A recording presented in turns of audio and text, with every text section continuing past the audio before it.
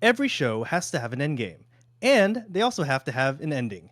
And what better to fill that time than some of these beautiful little shorts as a little aperitif to finish your meal. Here are your best endings for 2022.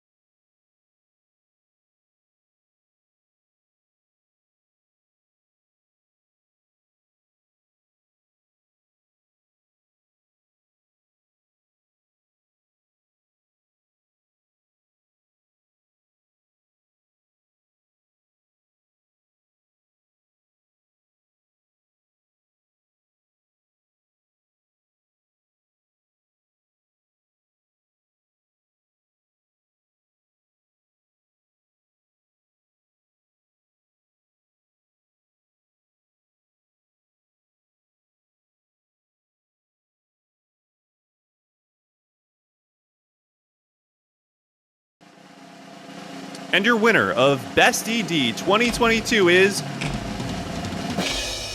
Chainsaw Man Ending 3. And the public chose Call of the Knights ED. Joining back with us is Replay and my friend Aki. Hello, Aki. Hey, how's it going? I'm doing quite well. How are you? Nice to meet you. Doing quite well. How are you? I'm Max Bender. I'm Also now doing no longer doing well. Replay. I heard a little twinge of disdain in your voice in that little second part there. You want to explain that?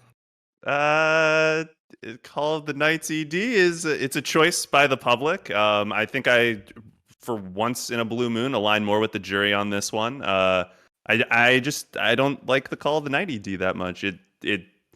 I just don't think it does too much that's interesting. The song is good, or fine rather, but I don't find it visually that appealing personally. What, you don't like bright colors and metaphor? No, I love bright colors and metaphor. That's why I like the Chainsaw Man ED. Speaking of the Chainsaw Man ED, Chainsaw Man is one of those series that did a different ED for every single episode. So was it kind of a hard choice, Aki, to choose between which one? I believe ED3 was the one that the public nominated, and then y'all added in ED5. Yeah, that's absolutely correct. And Chainsaw Man was a very hot topic of discussion during the nominations phase, particularly since during the nominations phase it was still airing. So we got like episode 2 and people were like, "Whoa, this CD's great." Then we got episode 3 and we were like, "Whoa, this CD's great."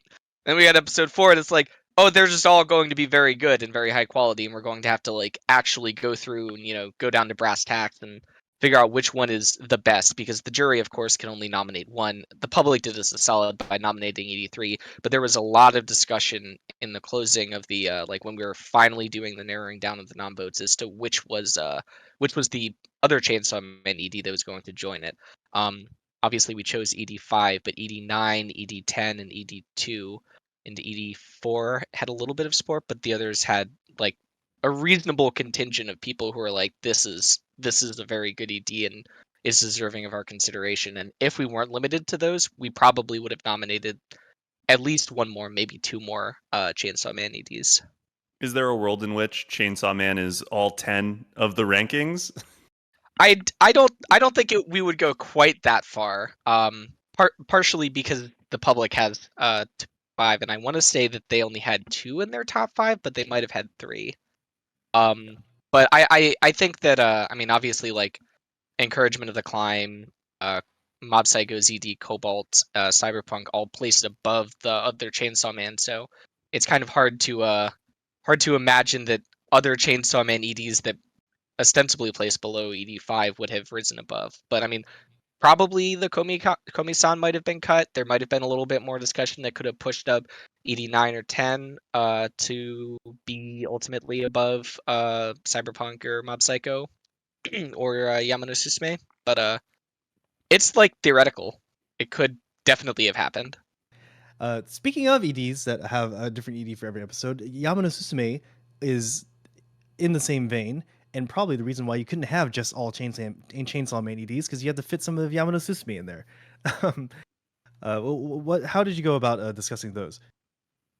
Well, really, there was only the one that was particularly discussed because that seemed Like to be the one. they're all just No, like they're dates all of, great. they're all dates of I would. Aoi, right? Like they're just a bunch of Yuri. No, in fact, the one that we chose actually doesn't feature Aoi at all. What? It's the one with Kaide and her friend whose name escapes me at the moment. And it's a really nice vignette of their friendship. And there's a lot of like really fun details that point to like the closeness that they share. And it's really, really beautifully animated. Yeah, I've never seen Encouragement of the Climb, but I thought the first CD was great. The animation style does a lot of work. It's got, I'm trying to think of like the right way to describe it. I'll come back to it in a second, but I did like that it told, you know, a nice compact story. It easily, effortlessly glides you out of an episode. It's super effective as an ED. And I also just think it's so funny that it's after Chainsaw Man ED3 because I could not think of two EDs that are more tonally dissimilar and yet both work so well as ending themes for their respective shows. Yeah, listen, if nothing else, the ending jury is very accommodating to different stylistic and emotional trends. We'll put it that way. Which is interesting because, like Replay said, you know, EDs kind of are there to serve a purpose. They kind of have a certain effectiveness for what they do. What do you guys both think about that? What is exactly the purpose of an ED, and would a show always benefit from having an ED than not? So I mean, an ending has a lot of different purposes, and that was actually a pretty big point of discussion in the category as to like what makes a good ED. Personally, one of the things that I value highly is the thing that Replay said, where it leads you out of an episode, and inversely, OPs lean you into an episode. So like fitting the kind of like emotive milieu of the show is very, very important in the function of that. But they're also great as just kind of standalone, you know, experiences. I mean, Chainsaw Man, you could literally play it as a music video, and I'd be like, "Wow, this is great! This is like one of the best shorts that came out this year, probably." Yeah, I fully agree with Aki. And to Wilson, to answer your question, do you always need an ED? I think there are certain, especially when we're talking about like cliffhangers. I think there's some times where the cliffhanger is so sick that adding an ED after it just would ruin it. It's almost better to just cut to a black screen, or you know, since these are television shows, go to commercial and just have the audience be like, "What the fuck?" But I prefer the ED, but there is something to be said for when the ED song comes in, but the, you know, visually we're still watching and listening to the core storyline. I think that's always a nice, because it's inverting your expectations, right? Like we expect EDs to be there. And that's kind of what I like about the, oh God, where is it? Oh, and that's kind of what I like about the Kaguya ED, because it kind of breaks what you expect from the Kaguya EDs. So I'm talking about Kaguya ED2, which is my nonfiction, which for those of you who aren't familiar is the rap battle one, which is a schmoted arc in the storyline. And I just think that it is helping to reinforce the themes, has a totally different visual style, which I really dig in this instance. And you know, the previous Kaguya EDs are kind of telling a story about falling in love, and this one's more about, you know, just badassery, kickassery, and like stylishness. And I like that change for Kaguya. It's a nice change of pace.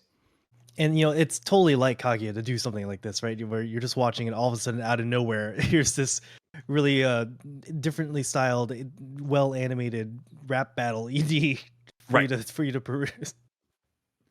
And it feels so different from ED1, which is a nice, which again is a nice change of pace because you're expecting ED1 and then bam, it hits you with. It's kind of like if you remember the Chica dance song from season one. It's just coming out of nowhere and really shocking the audience and in a cool way, in my opinion.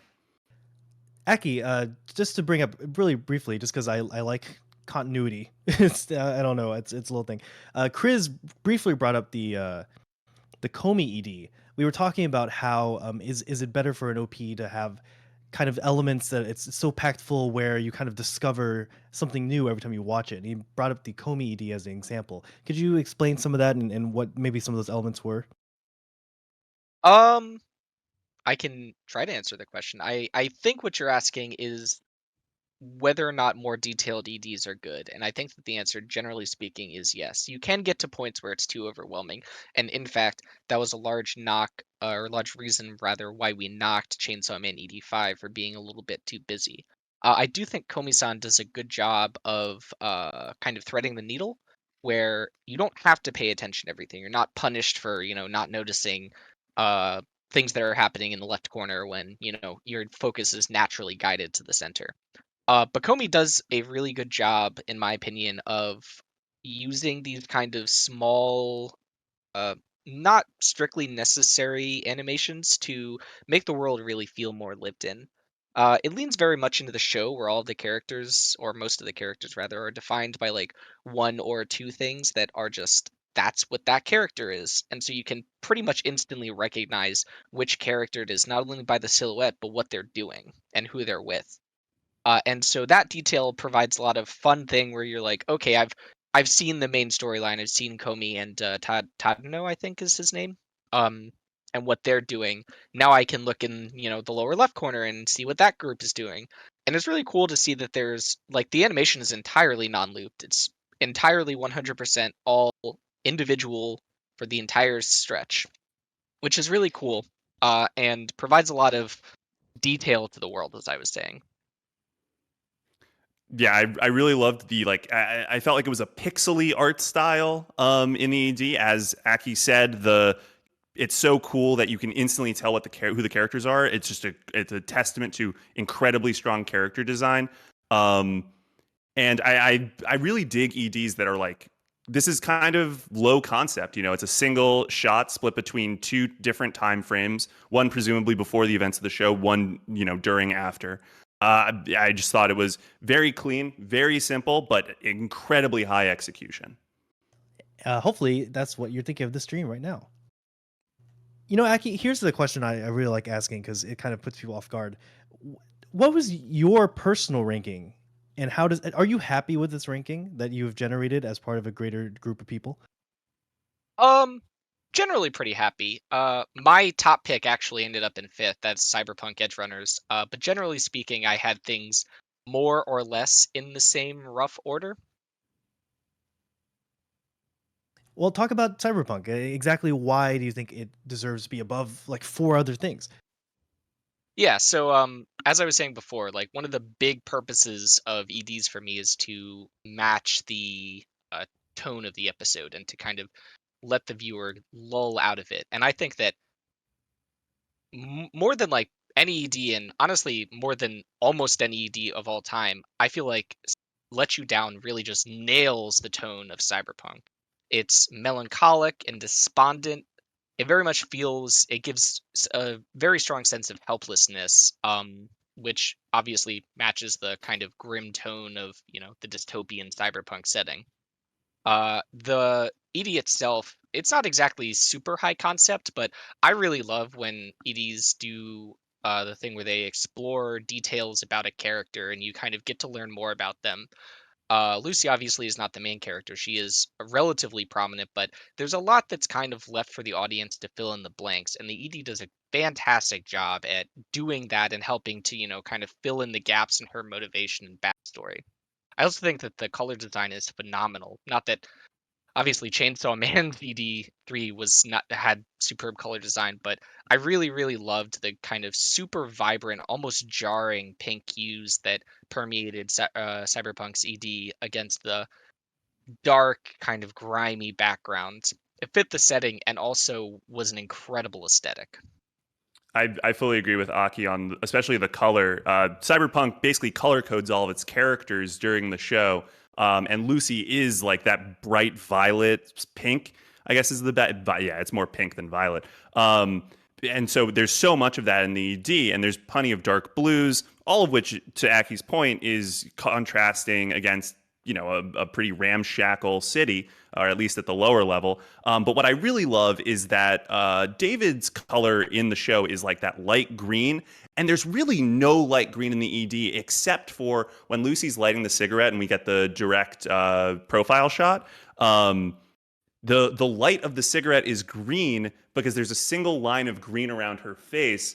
And then obviously in the final shot when we pan up to the moon, which is the dream, there's like a streak of green as we pan upwards. And then on the final frame, as it's doing like a glitch effect, everything turns green, which I think is phenomenal. Yeah, I will say though, if you really like the Let You Down ED, you should watch the Let You Down short film or the like full music video because it's hard. It's hard to compare when that MV is just so fucking good. I've seen the MV. I like them both a lot. I like the Cyberpunk ED again largely because of its connection with the series. I also love the series Cyberpunk. It was my anime of the year. So it has kind of some added value of, oh man, I really love seeing the people. But it was very bittersweet to go back. I saw the Let You Down music video after I saw the series, and it was very bittersweet to see, Rebecca and Maine again and be like, oh, Yeah. Yeah. No spoilers, but yeah, yeah. definitely quite the hit. I guess I'll quickly mention as well. I loved I mean, I feel like so much of the EDs this year had just cool styles. Both of the Chainsaw Man EDs had awesome styles. Summit's visual style was phenomenal. Comey, as we talked about. We didn't really talk about Spy X Family, but the vibes for Spy X Family were immaculate. I just loved the way that Cobalt, like that blue paint, it almost felt like Picasso's blue period in terms of the brush strokes. The water in that ED looks amazing, and the postcard memory ending shot just felt so perfect to end Mob with. Yeah, not only the water, but the lighting, the way that they're able to do Yes. just absolutely personal lighting in every scene and the way that it, moves off subtle movements and as you move forward, it's so good. The aesthetic, definitely as far as pure aesthetic, Cobalt was my top pick of the year. I'm with you 100%. That shot where you're moving through the hallway and it's just blending everything together is Yeah. so sick. And then at the end, when the light comes on and it moves from almost monochromatic blue, and then it's in full living color with the sunrise. Yeah. Chef's kiss. And what else could you expect from the same team that brought you like Refrain Boy?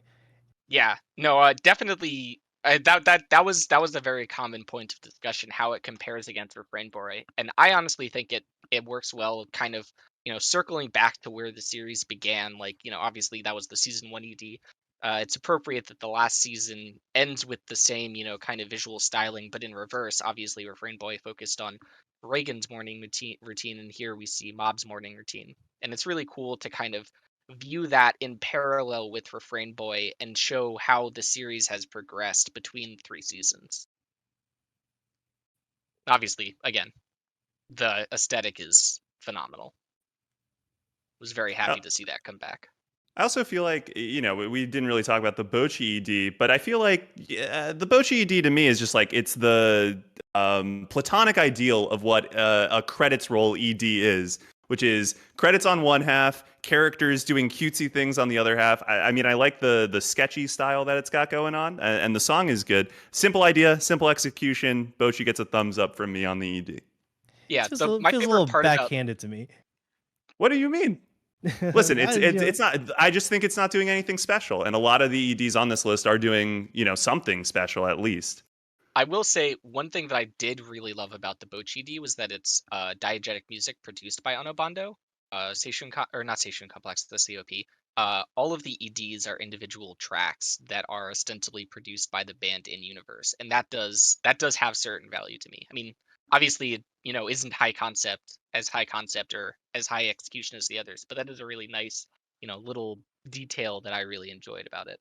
Absolutely. See, it is doing something special, Wilson. Don't call me out.